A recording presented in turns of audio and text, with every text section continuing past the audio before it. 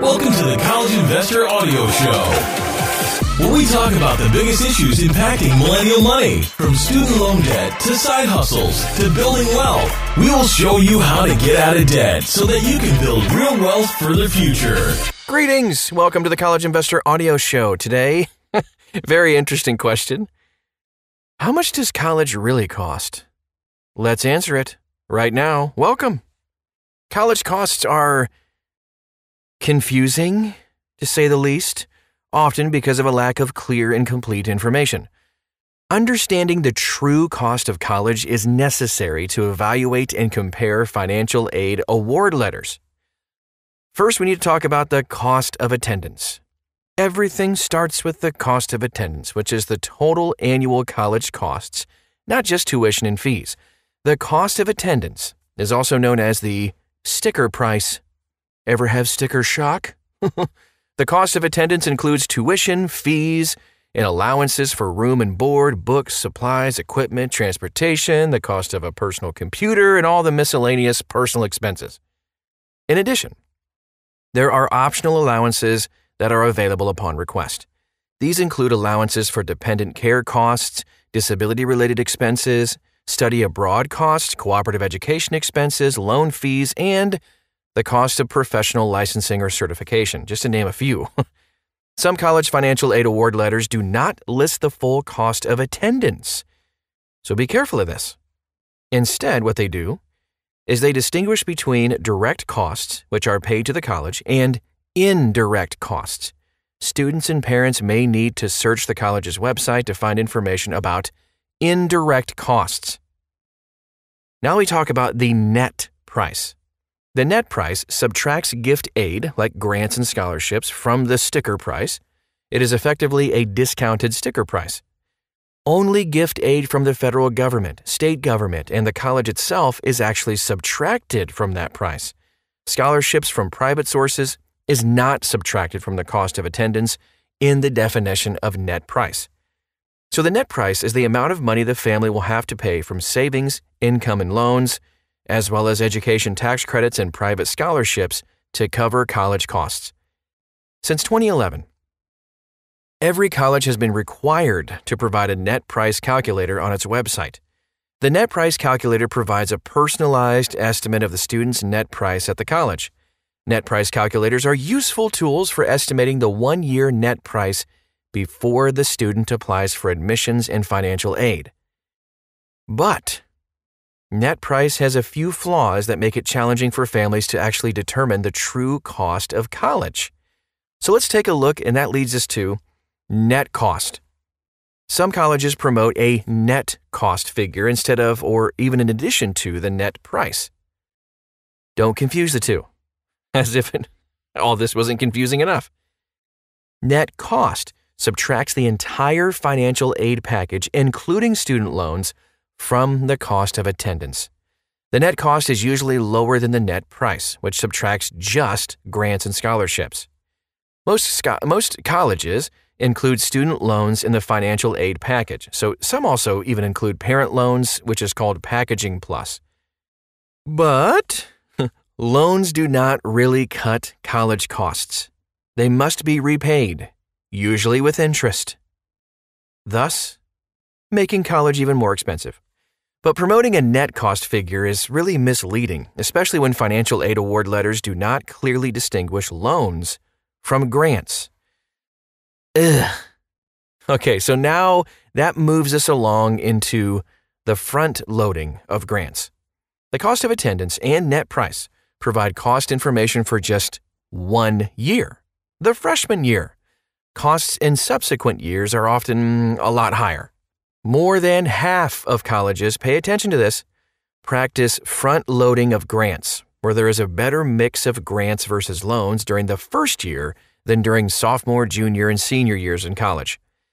Families can use the U.S. Department of Education's College Navigator tool to determine whether a college practices front loading of grants and also to estimate an adjustment to the net price for all 4 years. Here are some quick tips on how to do that. Expand the financial aid tab for the college of interest, and there will be 2 sets of financial aid information, one for full-time beginning undergraduate students, like first-year students, and one for all undergrad students. The grant or scholarship aid rows, that provides information about the percentage of students receiving gift aid, as well as the average aid amount. If either of these numbers decrease, it can be a sign that the college practices front-loading of grants. The numbers can also decrease if the college has many transfer students and is less generous to transfer students, or if the college has a very low retention rate for federal Pell Grant recipients. These are not significant factors at most colleges, however. Some colleges do not cut the grants in subsequent years, but the net price, nevertheless, increases because of increases in tuition, fees, and other college costs. To calculate an adjustment to the net price requires evaluating how the gift aid and college costs will change. You can do that by calculating the ratio of average gift aid for all undergrad students to the average gift aid for first-year students. And then, if there is a significant difference in the percentage receiving grants, multiply this ratio by the ratio of the percentages. The resulting ratio will be less than 100%. Multiply this ratio by the total gift aid in the financial aid award letter. This is the adjusted gift aid amount. Then, look for the percentage in the rightmost column under Tuition, Fees, and Estimated Student Expenses tab in College Navigator. Pick the appropriate line under the Total Expenses section of the tab. Multiply this percentage by 1.5 and add it to 100%.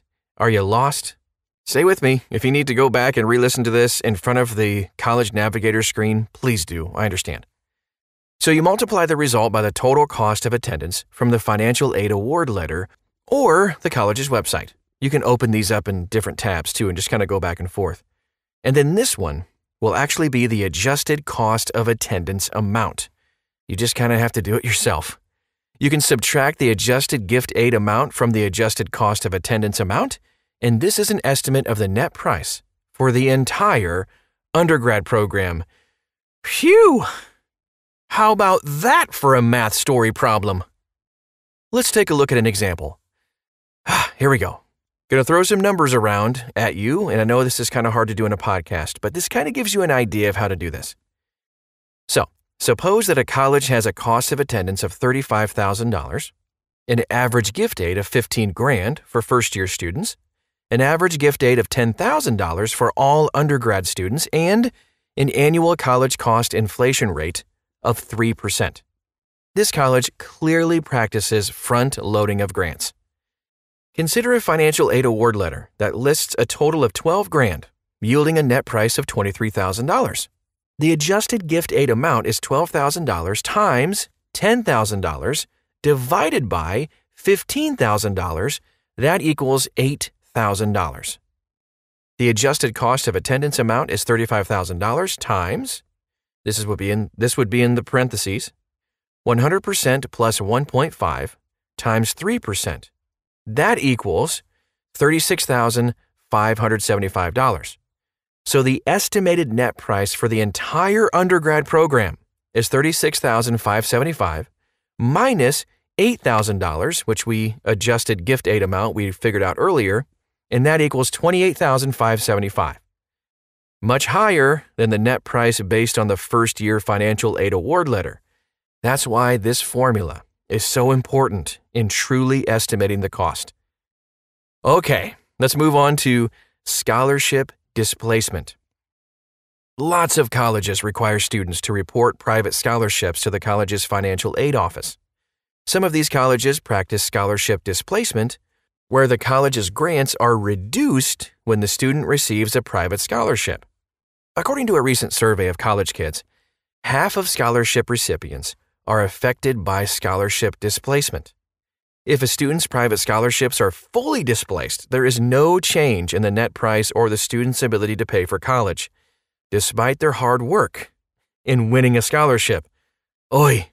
Therefore, it's very important to understand whether and how a college practices scholarship displacement. Some colleges publish an outside scholarship policy on their website, so you can read that. Sometimes the outside scholarship policy is specific enough to evaluate how winning a private scholarship will affect the net price. And you can also ask questions of the college financial aid administrator, like, So if I win a $10,000 scholarship, how will that affect my financial aid package? Such an important question to ask. 2 states, Maryland and New Jersey, have enacted laws banning scholarship displacement. Sign me up! The Helping Students Plan for College Act of 2021 would require colleges to disclose their scholarship displacement policies to prospective and enrolled students.